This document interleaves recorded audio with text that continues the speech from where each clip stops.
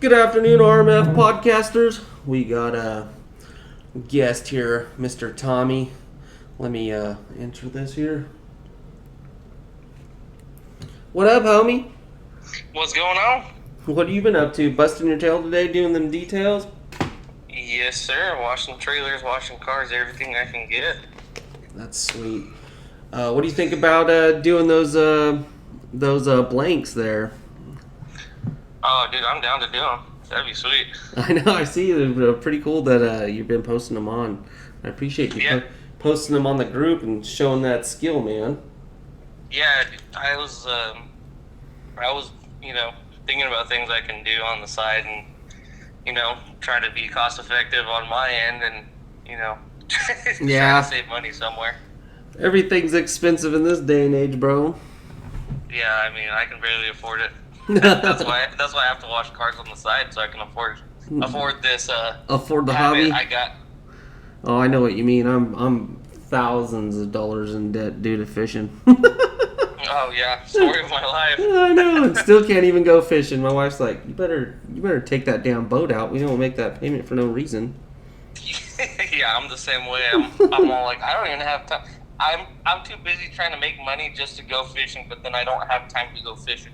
Hey, anytime you have time and you're free, I got a boat, bro. If I'm not working, take our ass out to the local lake, kill a couple hours. I'm down with that. That sounds like a blast. You have a kayak too, don't you?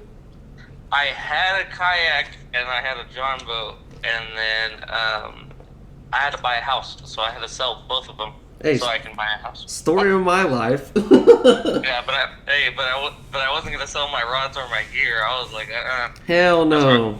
That's where I draw the line. I'll make a compromise, but that's just something I'm not compromising on, huh? Yeah, exactly. I was like, I still need to be able to fish. It's a whole different area. I'll just go back to the bank. Yeah, well, shoot. Sometimes I go out to the bank to the aqueduct when I got like 40 minutes till sundown and I'll get a wild hair and run to the aqueduct, and I'm like, man, this is just to remind myself why I don't like going to the aqueduct. Yeah, exactly. Why you still can't catch fish even though there's abundance of fishing in there? Oh yeah, everybody knows I can't catch fish. Yeah, me neither. all the fish I be posted on the group page, that shit's all Photoshop. None of it's real. Yeah, that's same here. It's been the same fish I've caught since high school. I crop them out of the Bass Pro magazine, so I look like Kevin Van Damme and shit. Yeah, you're like, if you look at the hand, the hand color's a little different. There's quite a few guys on YouTube that do airbrush baits, and what I've been looking to do is my in-laws' neighbor has like a pretty badass woodworking shop back there, and he does all kinds of like woodwork and stuff. So I was thinking about trying to get him to, I got to figure out how to order the proper balsa wood that I've been seeing in the videos, but I want to make a nice glide bait. And I was like, man, if I can get the wood, have Greg cut the wood, shape it, get it dialed, I can have Tommy over here brush it, and then we could probably go out and see if it swims. And it probably won't swim, like the trial and error type deal. Oh yeah. You can just throw the bait out there and just snap off or something. It's like, damn it. Yeah, right. Yeah, it's gonna break in half. You're only gonna have half the bait. Forget to glue a screw in or something dumb. Well, that's some dumb idea. Just get impatient, Yeah, right. Want to go fish it, and be like, look at this beautiful masterpiece. Snap. Yeah, exactly. I've done that so many times with jigs. Through my work, we actually have a cabinet maker where I can get balsa wood pretty damn cheap. Oh, no shit. That's a good. Yeah. See, that's good. No, I'm glad we're on this episode. See, now I know what we can and can't do. Yeah, we can make things work. I mean, anything for fishing. I got a bag of blanks that I want to get to you. I'll probably have to, when I'm in town, I'll get a hold of you. I got your number. Yeah. Bring them by. Totally. You could paint them up however you want. I even got hooks and eyes and everything ready to go for them too, so you don't have to spend the money on that. You can just make them and go out and fish them. Yeah, that sounds sweet, man. I'll be over at Nick's house doing his top cap on his boat on Wednesday. So if you're free, come on down. I'll probably have to do that because Wednesday I'll be getting off work around 1. I'll be going in super early just to get off in the afternoon. And Sweet. I need to drag my boy over there so he can hang out with Nick's boy. We've been trying to do that for a while, but life is hectic. Yeah, no kidding. I mean, especially in this day and age, everything's just been wild. Oh, heck Nothing's yeah. been normal lately. Shoot, for the last 2 years. Yeah, Just right? been You're a like, wild when is it ride. gonna stop? Everybody hanging on just to see, hope for the best outcome of it, you know? Oh man, you're telling me.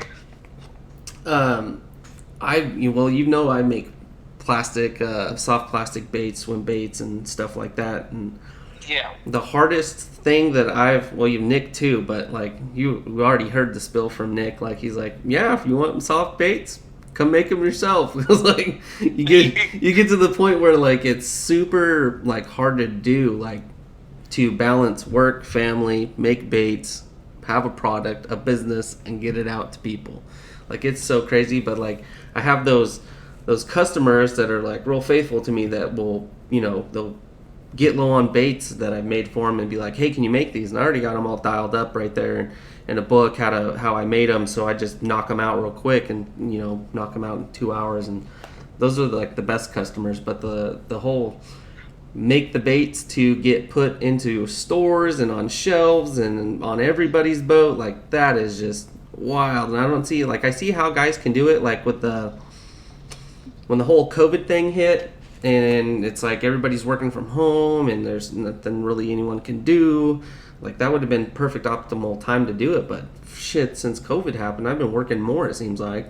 Yeah, I feel the same way. Whenever COVID hit, I was all like, my work ended up offering overtime because obviously they started sending people home. So I was like, man, I need to find a way to try to make some money because all my fishing trips and stuff like that were all based off my overtime. I mean, we're using my normal check to go pay bills and put gas in our vehicles. Right, and I feel you on that. They take the overtime away, and we're like, what are we gonna do?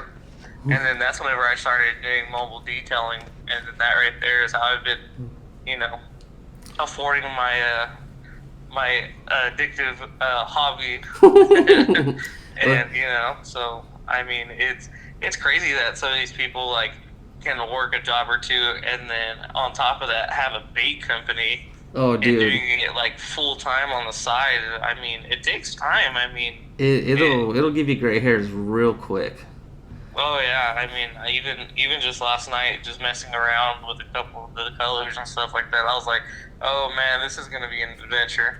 I know, that's cool. I'm glad that you posted, so like we can always refer back to where you started and be like, look, like I've started from this, and then you look 6-8 months down the road, you're at this point, and then 2-3 years down the road, you got people begging to buy the damn things from you. You'd be like, whoa, look where I started, and now where I'm at. Like, it's always cool to see the progression in them. Yeah, exactly. And even if people don't want them or whatever the case is, or only a couple people want whatever the case is, I want to at least share the fact that, like, if you can't go out and fish, you can do other things related to fishing, so you can just, 100% correct. If you have to sit at home and watch the kids or watch the dogs or whatever the case is, you can still do something on the side to, support your hobby and, keep that still going and do other things related to fishing. Absolutely.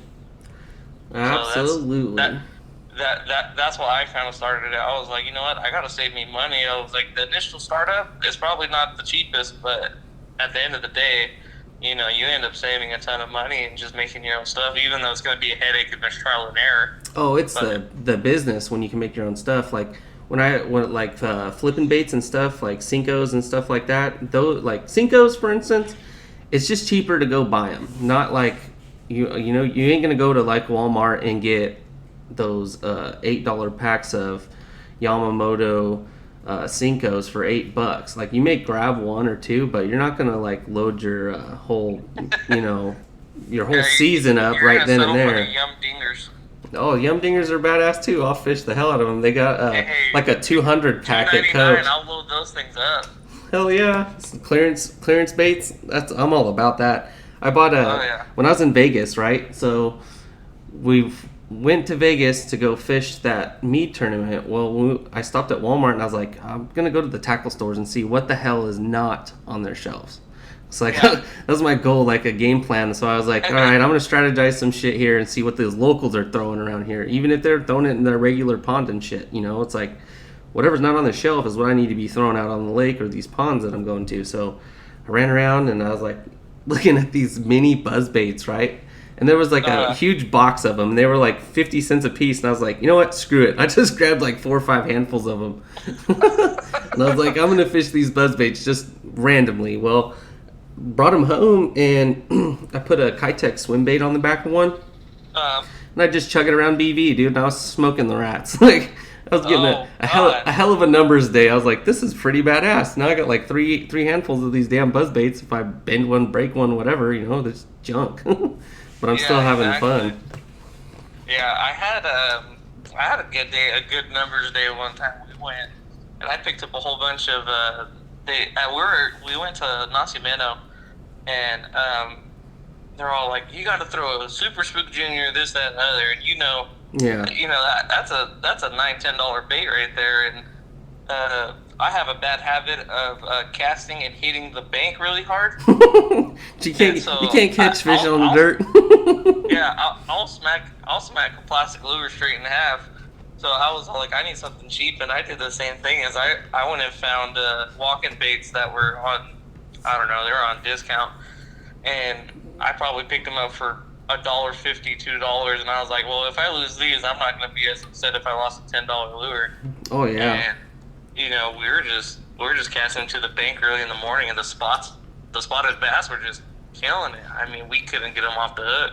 See, that's a fun day. Like, so wait for the last I don't know, 3 or 4 months. I've been just trying to get myself out of the habit of catching rats or schooled fish and just getting that one bite big fish, if that makes sense. So oh yeah, I take the finesse fishing rods, I take all this other stuff, I get it off the deck. It's no question, I'm not gonna resort to going back and catching those fish. So I've had a few trips where I'm bummed the fuck out because I'm like, man, if I just pick up a drop shot or just Texas rig this Cinco, I know I can catch a fish, but it's I want to get that big bite, So that's what I've been working on lately.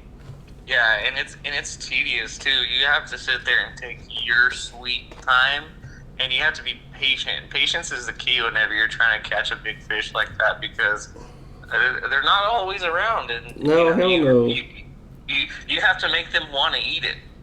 And at BV, when we're on the boat, we don't even run the graphs, so it's not like we're going and looking for bait fish on there. It's all right, this looks like a good spot. There's a drop off. There's this, all the stuff's there for a big bait bite, but the bass isn't either moved up to that spot or hasn't cruised by or is just not in the area. So it's damn it, and put 2 or 3 hours on a point, and you're all right, I got to give it up. And my other buddy Tommy, Tommy.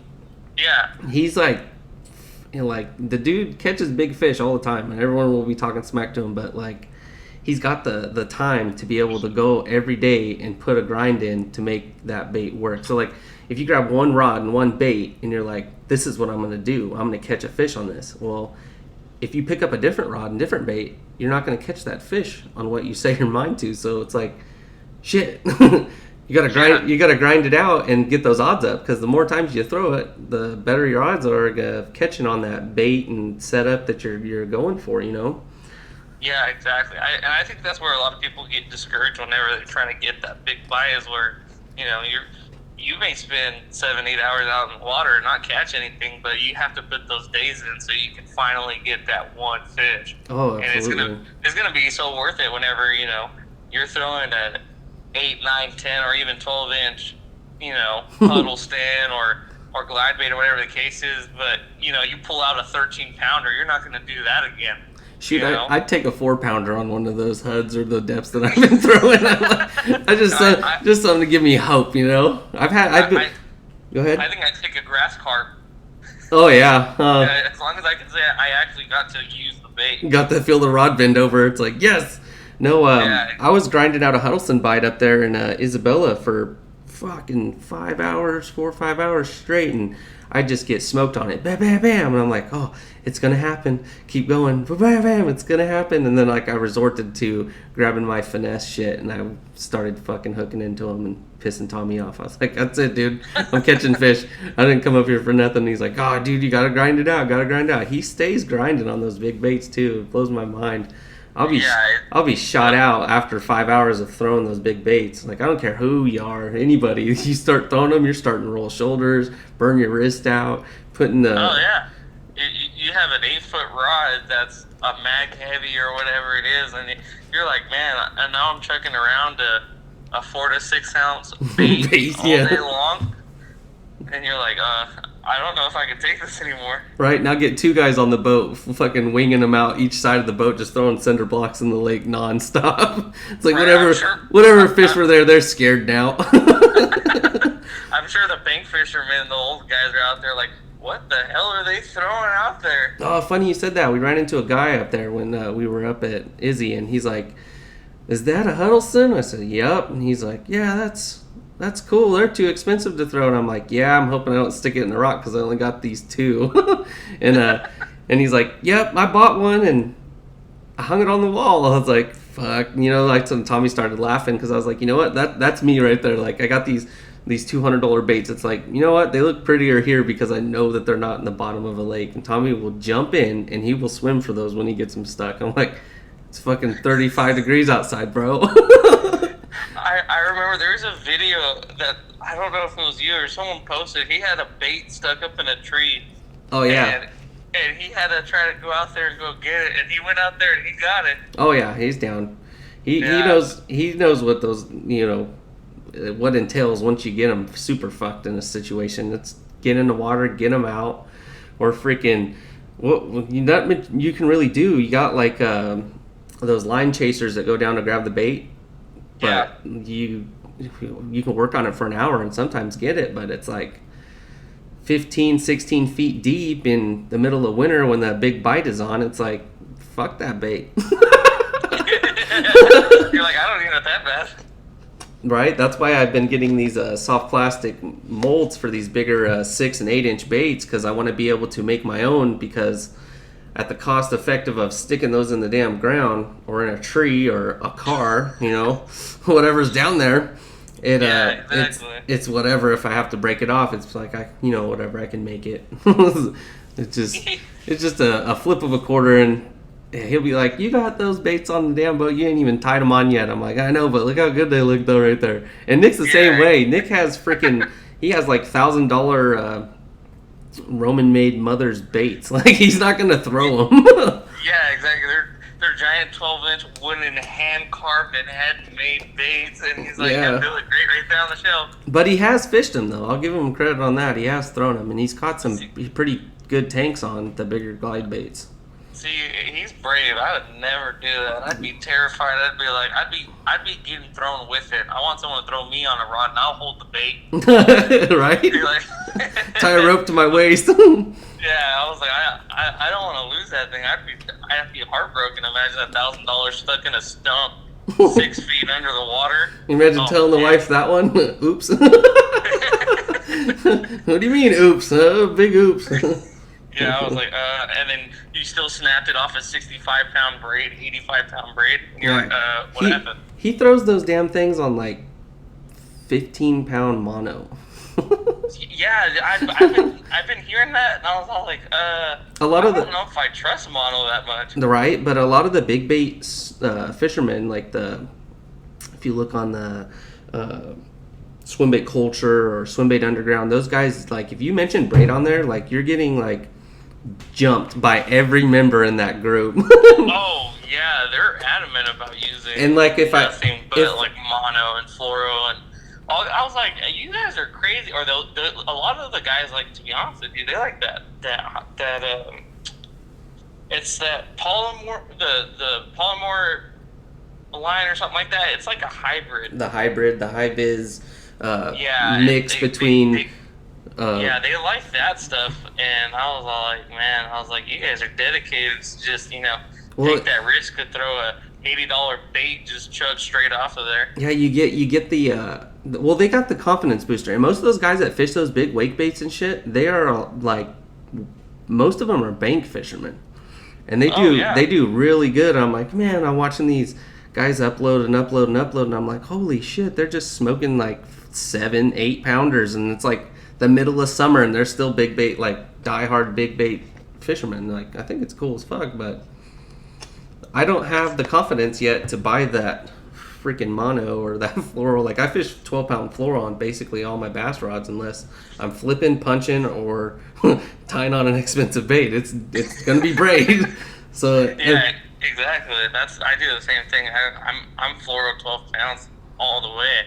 oh If yeah, not, and if not, I'm throwing braid or whatever, or I'm doing top water, and I don't know how they do it. That's dedication. I mean, maybe they're not scared, but I'm definitely scared. well, they built that confidence level up to be able to know what they can and can't do with them. Oh So yeah, I mean, they spend that much time out in the water. They know exactly what they should do and shouldn't be doing. yeah, absolutely. That's gonna be like a confidence key deal there. Like, oh, I know. Nick's told me 100 times, you're gonna fucking snap that damn depths off with the braid, because like braid don't have no stretch, and when you whip it, it snaps. So, Oh yeah, so and then as soon as braid has that wonderful tendency. As soon as it gets tied up in a knot, it's stopping immediately. yeah, throw your rod out of the hands while you're chucking an 8-ounce bait. Yeet! Off goes your rod. You're getting wet Yeah, anyways. exactly.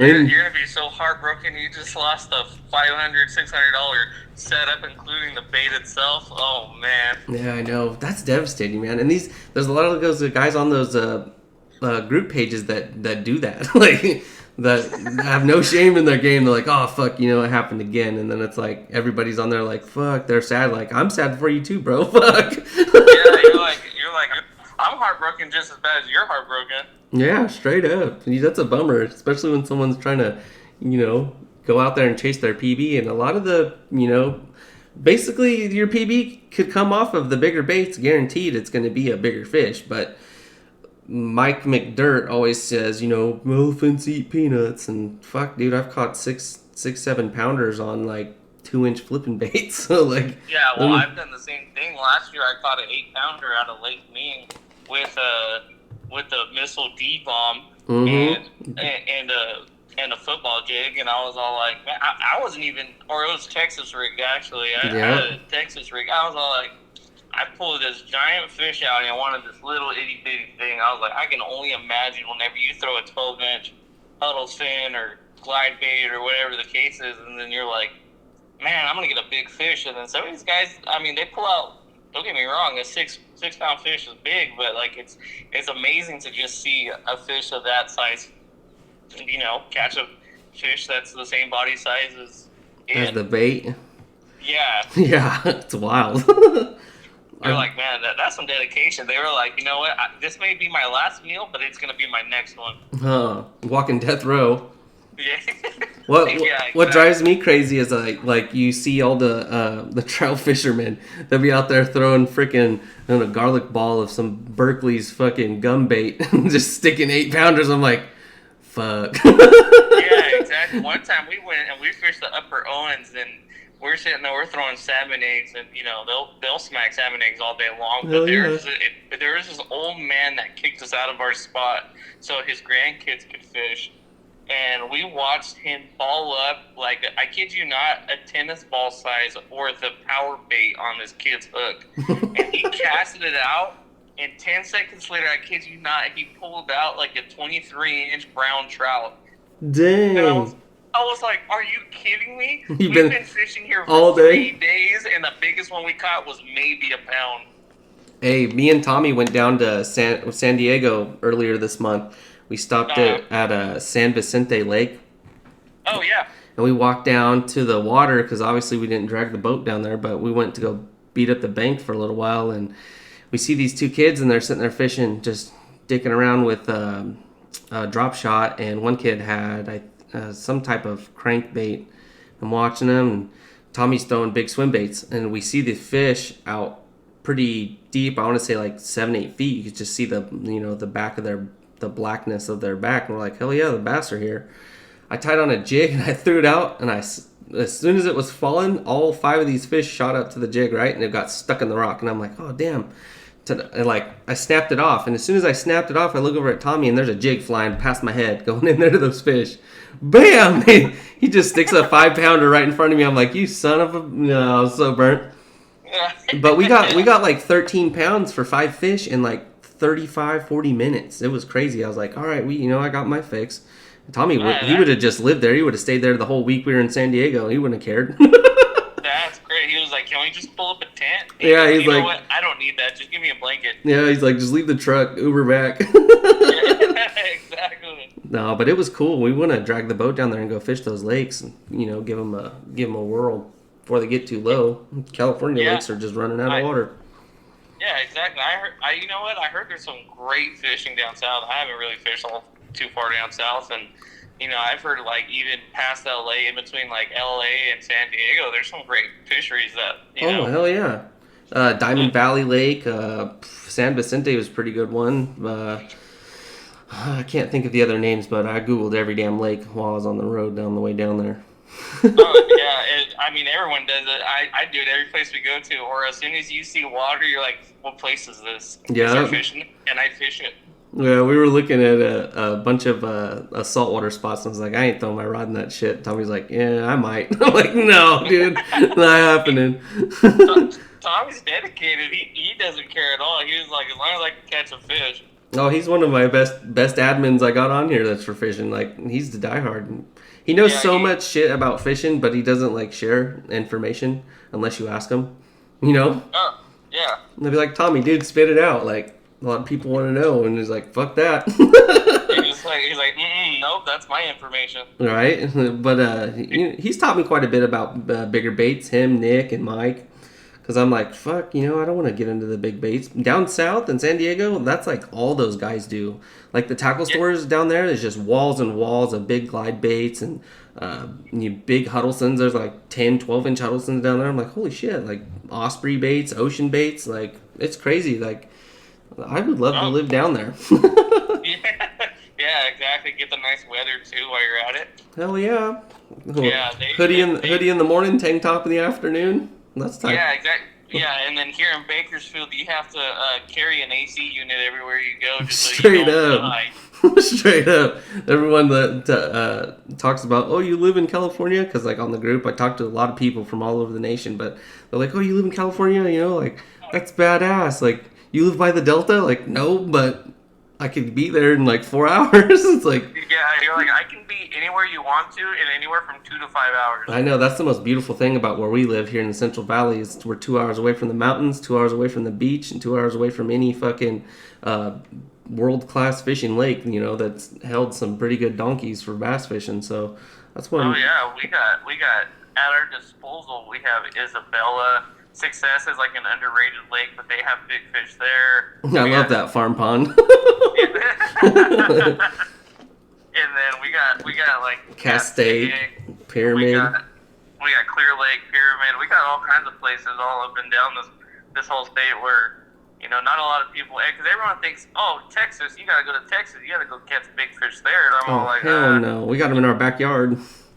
Yeah, we're like they're swimming in the farm ponds and canals through here. I mean, they're just bred different down here. Oh, dude, I've caught 6-pounders out of the freaking dirt canals right here by Buttonwillow and shit. I'm like, holy hell, like they're getting there. Exactly. They get in there and get stuck, and then they don't see the bait every day like the lake fish, So exactly. They go for it. The only bad thing is everyone overfishes them as soon as someone finds out about them. Oh yeah, you don't post pictures when you're out farm canaling. There's no way they'll find it. They're like, I've seen that tree before. And you just show it to the boys, yep, and that's it. Keep that little honey hole a secret. Yeah, you have to keep every honey hole a secret. I've been kicked out of farm ponds so many times, like when my boat was broke down or when it was like just not feasible to take the boat or wanted to save money to go to a different lake. So I'm like, screw it, I'm not taking the boat, but I'm going to go beat up a bank, go to a farm pond. I've been kicked out of them by game wardens,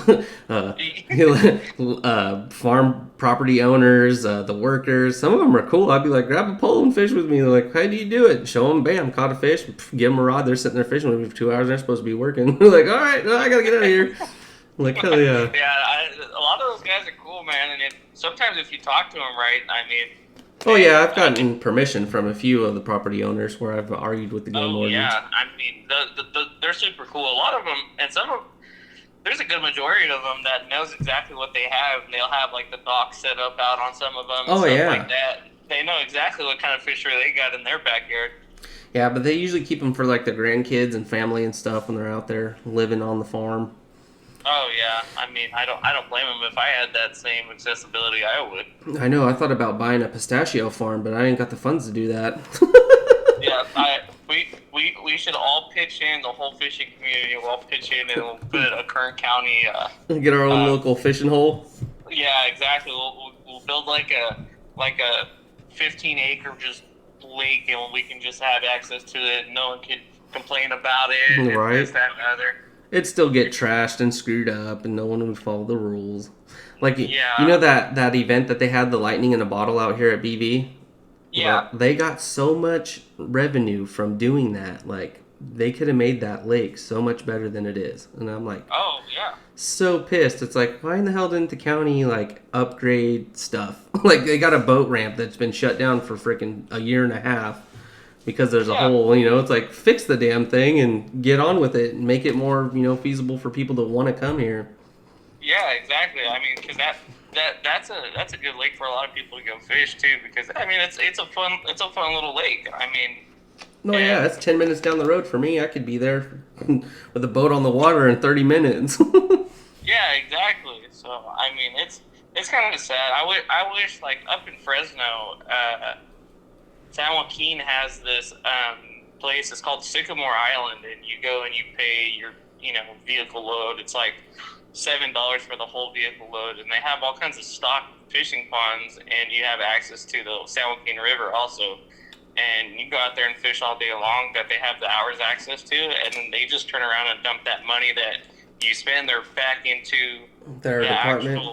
the actual place. And so like they just this past year they dumped a whole bunch of money into a handicap access and a new like actual like cemented in like boat launch. So That's I mean, badass.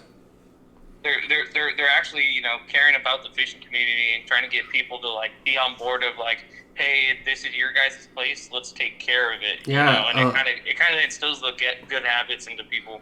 A lot of the people up north there in like Fresno and Stockton that live off of the Sacramento River and the San Joaquin, a lot of them that live there and have their house on the water, they like take so much pride in their stuff, like because they'll be killing all the weeds and stuff, and they'll like stop, and then they're trying to run a pipeline to get water underground to run a pipeline from A to B, and they're trying to stop the pipeline because it's going to screw up a lot of stuff like the fishery, the quality of life of their water, and the traffic and stuff. It's crazy.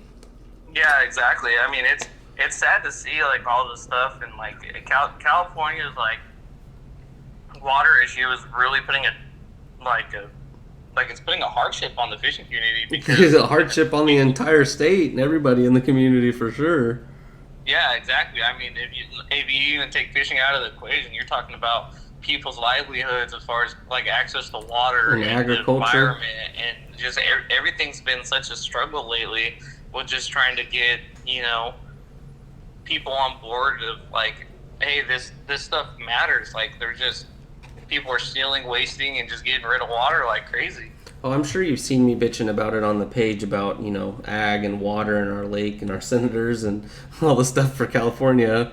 Oh, yeah. I mean, but it's true, though. I mean, I don't blame you one bit. Hell no. I mean, Trying to make awareness to it, at least get people out there to if I spit it out, hopefully it changes someone else's mind to where, it's on the back of their mind and they're thinking about it when, shit comes to shove, or when they come to vote, it's like, hey, our water, our farmers, our fisheries, everybody needs water to survive. Let's get our heads together and make a better plan. It's like what's been working since the 60s hasn't been working, obviously, because all the infrastructure, the dams and the lakes and everything is about due for, reconstruction or, to be modernized. So it's like, what the hell is our taxpayer money going to building a train when we need water to survive? Yeah, exactly. I mean, they just tell people quit watering your lawn, and I'm all like, yeah, it's why would you tell people that? Why don't you? What's crazy to me is whenever the whole Delta smelt situation came on, and obviously they're trying to save the Delta smelt. but I didn't realize how much water was being wasted and dumped Straight in into the the ocean. ocean just because they're trying to save that fish. I want to say it's like 17 billion gallons of water A that day? they're not letting down the aqueduct just so they could save this, this fish that came, across I want to say it's from a different country. I forget what country it's from. I want to say it's from Asia or something like that. Which But, I totally understand about being on board with saving species and stuff like that, but oh, for sure. it's going to come push to shove where it's got to be a decision made. It'd either be a hard decision, but it's got to be the smartest decision for the outcome of the future of the people, our children, our children's children, our water, our survivability rates, type shit like that. So it's like, push come to shove, they're going to have to make a choice, and what sucks exactly. I mean, and let's find a way to manage those fish so we still have them, because obviously now it's a natural forage for the fish that live in part of in their our ecosystem. Water. So let's try to make it where it's feasible, where people have access to the water, and stuff like that. So it's been real crazy. Like, just seeing the fact that they just dump so much water just straight into the delta and just let it get contaminated with the salt, and I mean you can't bring it back. Well, that's what's cool about the delta. The water that comes in from the bay goes from salt to fresh, filters out. So that's how you get those big striper and stuff up there. They come in they come in from the ocean, and then it's like woo. But they're still an invasive species. Like striped bass is still an invasive species. Then they come all the way to Castaic, and I believe even to the Colorado River. Like there's striped bass everywhere. Like in Mead, for instance, I'm standing on the ramp and I look down and I'm like, oh shit, that's striped bass, and it's a saltwater, freshwater fish. How the hell do you think it got that far inland? Like they've breeded for years and years and made their way this way. Yeah, exactly. I think I don't know. We're so technically advanced, and I mean, people are real smart nowadays that we can find ways to keep, the fisheries healthy, and give people the water that they need, and just really dial in, how to fix the environment, the communities, and everything, and then keep everything healthy all at the same time. And I think a lot of the people higher up aren't wanting to do that because it's money. It's not any of their concern. It's money. It's all money. It's a gamble, a monopoly. Take from one to give to another, and then it's basically like the way I see the water rights in the state of California is just like gun rights. Like, criminals are doing crazy shit, so let's find the, regular people that have jobs and aren't out shooting stuff. Let's make it more harder for them to obtain these devices instead of the illegal people. So not like illegal people, but like, criminals out there doing crazy shit with firearms. So we're gonna find the regular guy. It's like, what the hell are you thinking? Yeah, exactly. Like, what? Why take away the guns from the good people whenever we need the good people to help us? They're still gonna do crazy shit regardless of what you pass into law or not. It's the people that are not doing that shit to be the ones that are gonna be screwed out of it. It's like, good lord. Right? Like, these people weren't supposed to have guns in the first place. They've had the criminal record since they were young. Yeah, they'll obtain them no matter what, one way or another. Yeah, exactly. It's a scary thing to see, like, the government not wanting to open their eyes to, it's the monopoly. To all that. But, there's only so much we can do. I mean, we don't have that much power, but as long as we try, that's the best we can do. You gotta be one to vote and get your opinion out there. Yeah, exactly. Regardless of what you vote, as long as you believe in it, you know exactly what you're doing. Absolutely. Just believe in it wholeheartedly, and follow what's going to be in your best interest, in your family's best interest, and everyone has different opinions, and I think that's what's beautiful about the world is everyone has different opinions. Just be, prepared to know the circumstances and outcomes of it, and if you're okay with it, then, absolutely. Well, I'm gonna wrap this episode up here with you, Tommy. How can people get a hold of you for your detailing business, and what do you do? So I do mobile detailing. I wash cars, boats, trucks, vans, anything you guys need. I mean, I'm there doing that. I can do all the way from just your normal basic wash and vacuum the inside of your vehicles, all the way down to shampooing, waxing, and all that good stuff. And I also do RVs, the boats, and stuff like that. And I can get you all squared away doing that, whether it be clean your carpets on your boat, shine up your wheels real good if they need to be polished out, if your gel coat's oxidized and all jacked up, whatever the case is, I can get you all squared away that way. And if you need to get a hold of me, go ahead and head over onto Instagram, and my actual Instagram tag name is TS Mobile _ detailing, and you can just go ahead and shoot me a message and get you squared away. Absolutely. Well, I appreciate the talk, Tommy. I appreciate you being on the episode. I'm going to go ahead and upload this, and I'll see you Wednesday, my guy. Sweet. Sounds good, brother. I appreciate it. Thank you for having me on here. Absolutely. Thank you. All right, Tommy, have a good one. All right, you too. Well, that wraps it up with Tommy.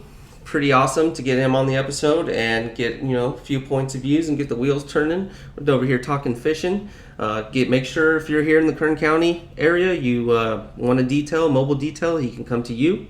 So reach out to his Instagram handle, and if you're having a hard time or don't have Instagram, you can get with me here on the page. I can get with Tommy for you.